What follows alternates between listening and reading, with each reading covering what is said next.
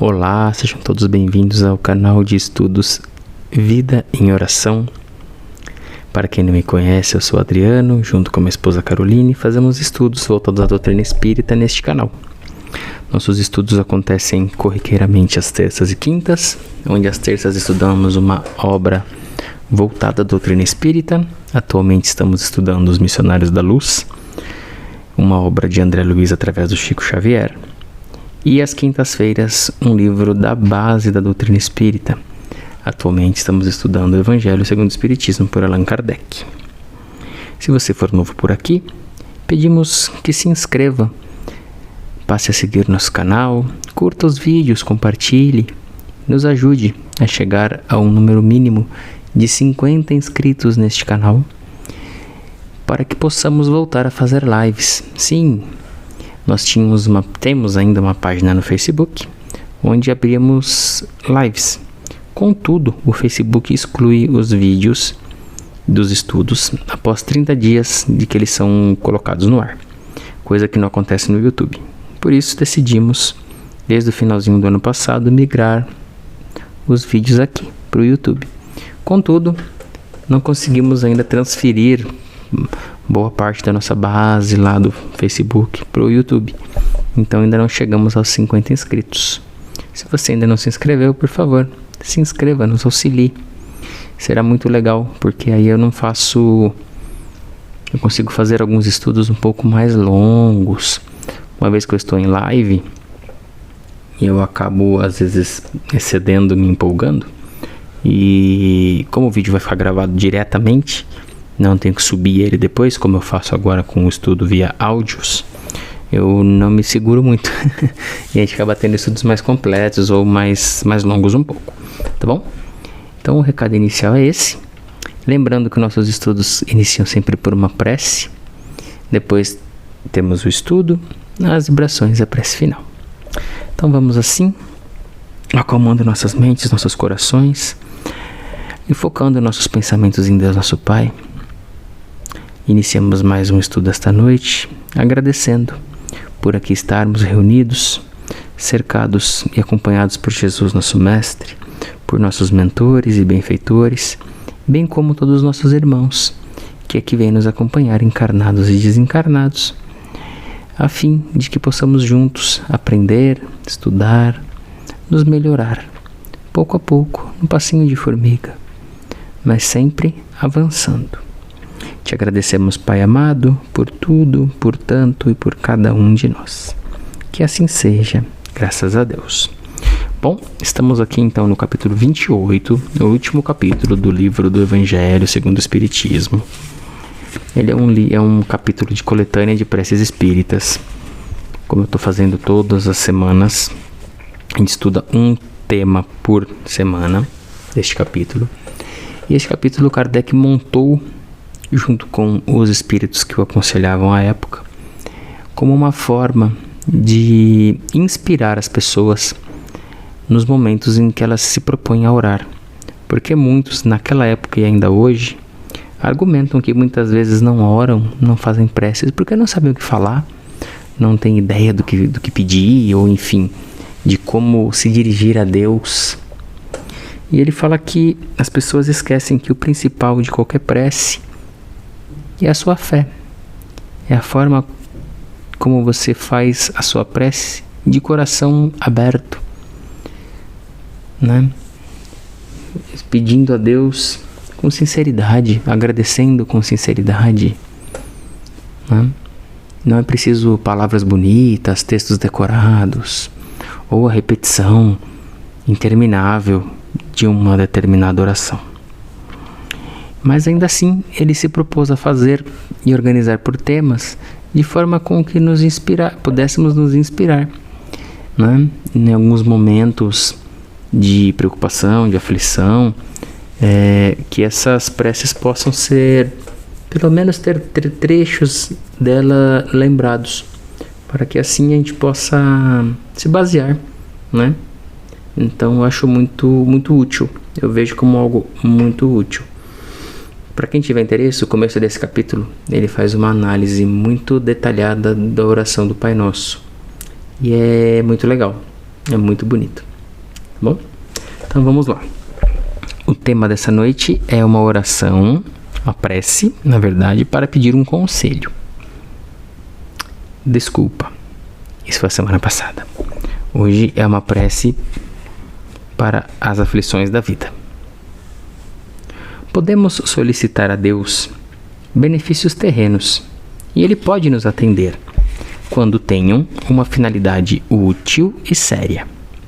Mas, como julgamos a utilidade das coisas segundo a nossa visão imediatista, limitada ao presente, geralmente não vemos o lado mal daquilo que desejamos.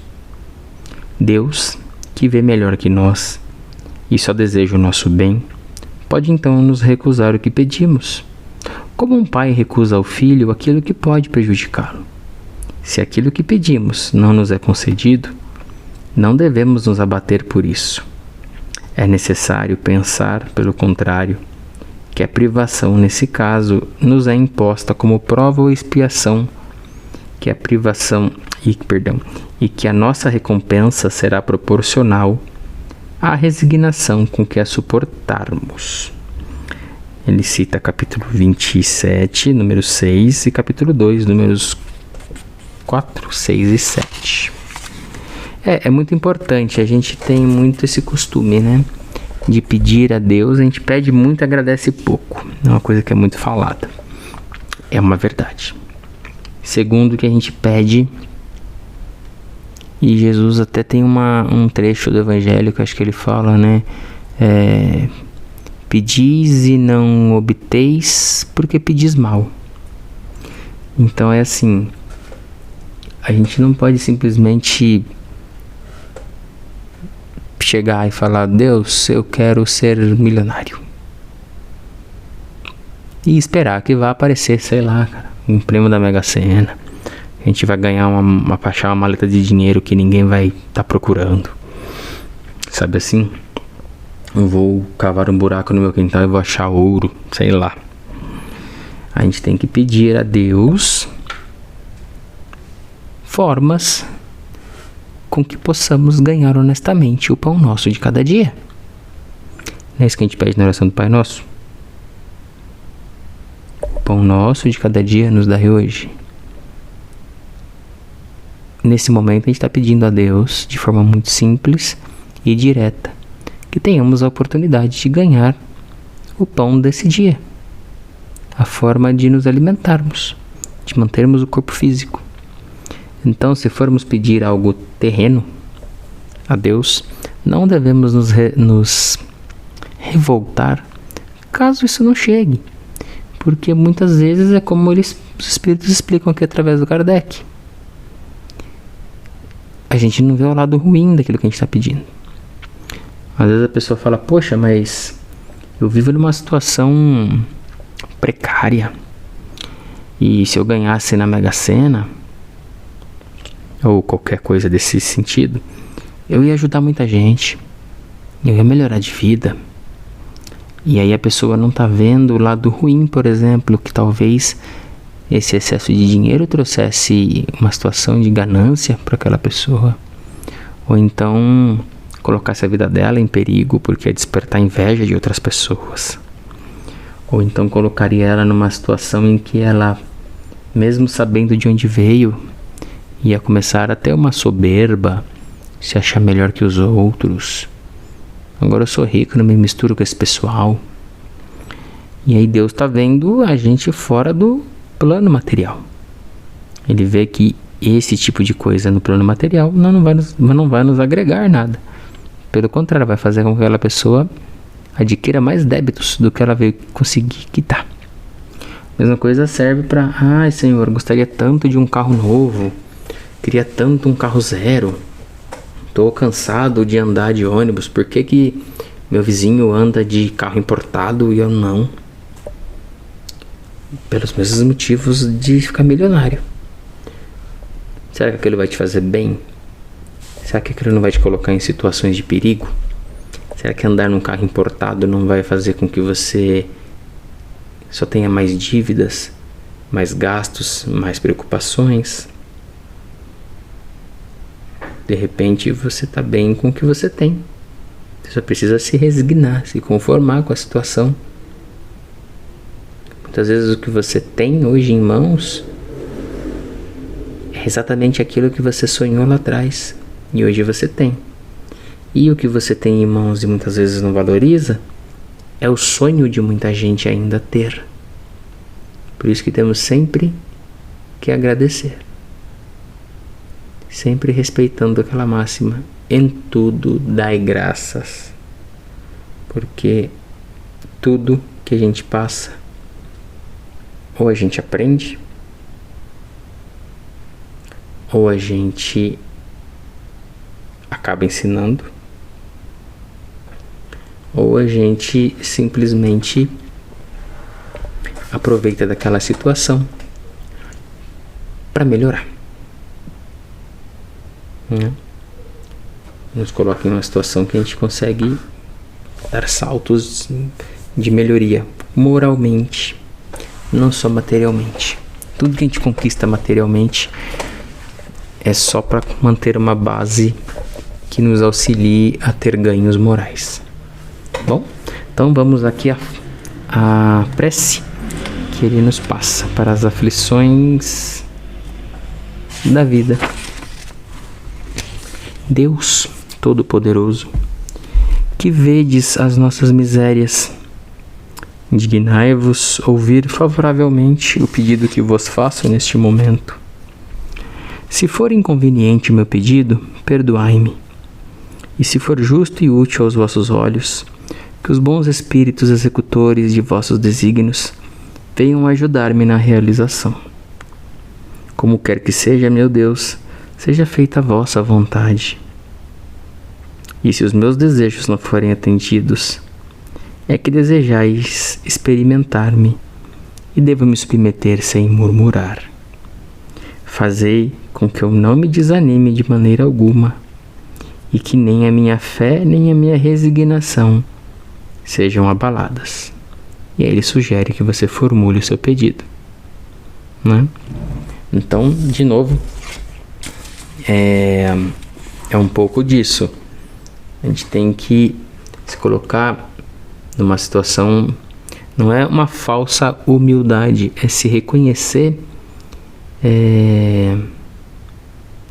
limitado frente ao que a gente pensa que precisa, o que a gente acredita que precisa e o que a gente realmente precisa. O que a gente realmente precisa vai acontecer.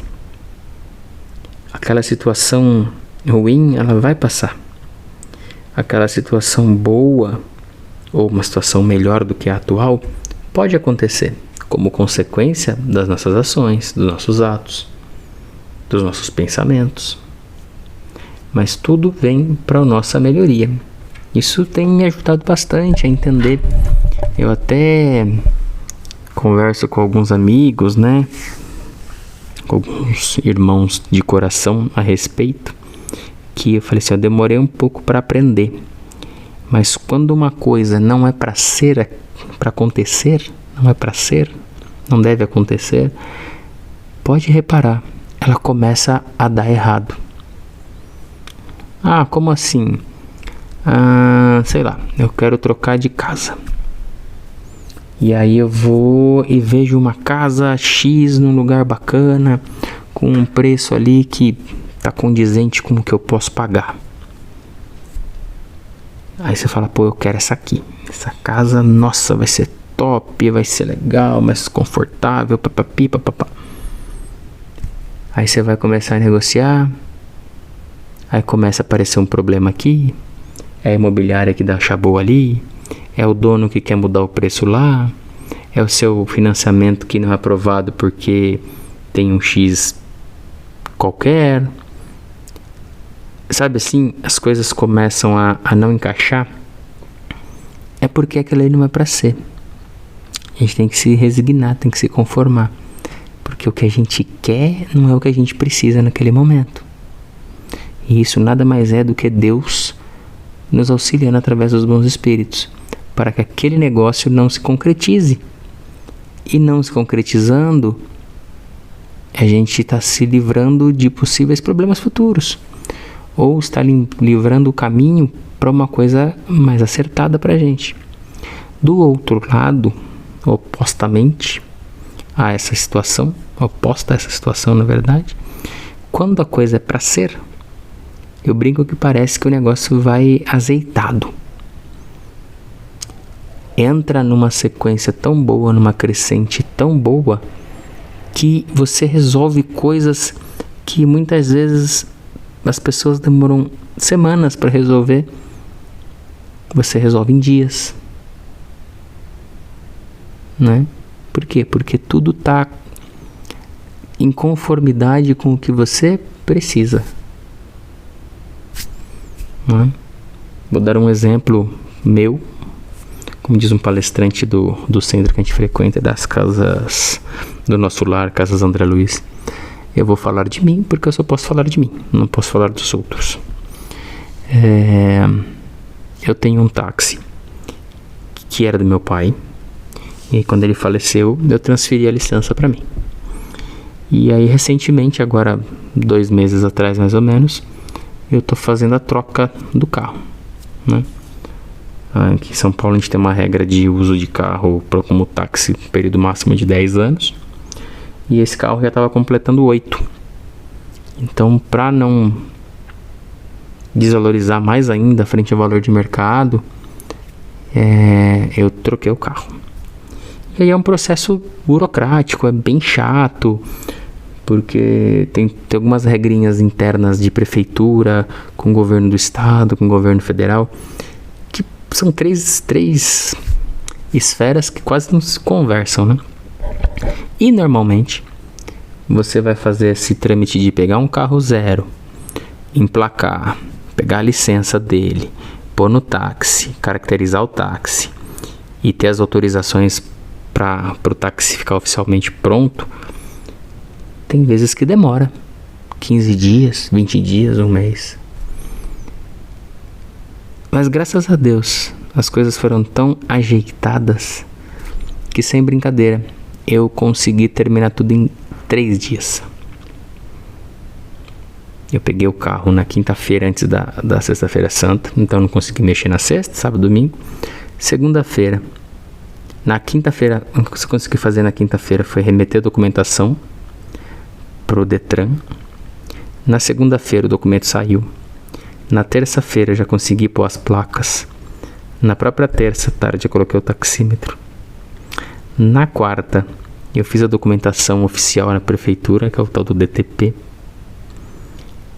E tô com o carro pronto desde quarta-feira. Assim, em 3 dias eu consegui vencer uma burocracia que às vezes demora 3 semanas. Porque graças a Deus era algo que era para ser. Se não fosse, gente, sinceramente, ia dar tanta coisa bicuda. Adriano, então você tá falando que se uma coisa não der certo eu não devo insistir? Você pode insistir por sua conta e risco, mas pode ter certeza que as coisas podem até dar certo lá na frente, mas você vai ter uns perrengues diferentes que talvez não precisaria passar. Então a gente tem sempre que pensar se o que a gente está querendo, o que a gente está optando por fazer e pedindo a Deus e a toda a espiritualidade que nos auxilie, se é o que a gente precisa ou se é só apenas algo que a gente deseja, uma necessidade que a gente quer satisfazer, não algo que a gente precisa efetivamente com... Ai, me fugiu a palavra, ela veio e fugiu. Não é algo necessariamente que a gente precisa de uma forma benéfica, vamos dizer assim, que vai mais nos beneficiar do que nos prejudicar, tá bom? Então é isso, gente. Isso encerra o estudo desse tema nessa noite. Vamos então, mais uma vez, nos unindo em pensamento aos irmãos que nos acompanham neste momento, para fazermos as vibrações dessa noite, que possamos emitir nossos melhores pensamentos, nossas melhores energias a todos os irmãos necessitados, a todos aqueles que estão em nossos corações neste momento, para que o amor de Deus os cerque e os auxilie em tudo aquilo que precisam. Vibremos por todos os irmãos em situação de rua, por todos os irmãos que não têm onde dormir, não têm o que comer, não têm o que beber. Que essa ajuda possa chegar através de mãos amigas, que nunca desamparam, que não julgam e que sempre ajudam. Que possamos vibrar por todos os irmãos que estão doentes, em casa, em clínicas, em hospitais, em clínicas de repouso, de recuperação, em clínicas psiquiátricas. Que o amor de Deus toque a cada um desses corações aflitos e lhes alivie as dores e os sofrimentos do corpo e da alma. Vibremos por todos aqueles irmãos que vivem em regiões de conflito. Que o nosso pensamento alcance os líderes, os comandantes, os presidentes envolvidos nessas situações, para que o sofrimento cesse. Vibremos por todos os encarnados e desencarnados que nos cercam. Vibremos por nossa família, por aqueles que amamos, por aqueles que não nos amam e até mesmo por aqueles que nos odeiam. Vibremos pelos nossos irmãos de jornada, amigos de jornada, colegas de trabalho, irmãos de caminhada pela terra. Que Deus nosso Pai abençoe a todos, sem exceção. E por fim, vibremos também por aqueles que nos cercam, parentes, amigos, colegas de trabalho, vizinhos, os mais tranquilos, os mais agitados. Vibremos por nossa casa, por aqueles que estão aqui conosco, para que o amor de Deus nosso Pai chegue a todos os corações, pois Deus quer o bem de todos os seus filhos, sem distinção. E assim, Pai, envolvidos em boas energias e em bons fluidos que nos acompanharão ao longo deste final de semana, te agradecemos a oportunidade do estudo, a oportunidade do aprendizado e aos nossos queridos e amados irmãos que nos acompanharam neste momento. Fiquemos todos na luz, na graça e na paz de Deus nosso Senhor. Que assim seja, graças a Deus. Fiquem com Deus, tenham um ótimo final de semana e a gente se encontra na terça-feira para o estudo dos Missionários da Luz. Muito obrigado, tchau, tchau.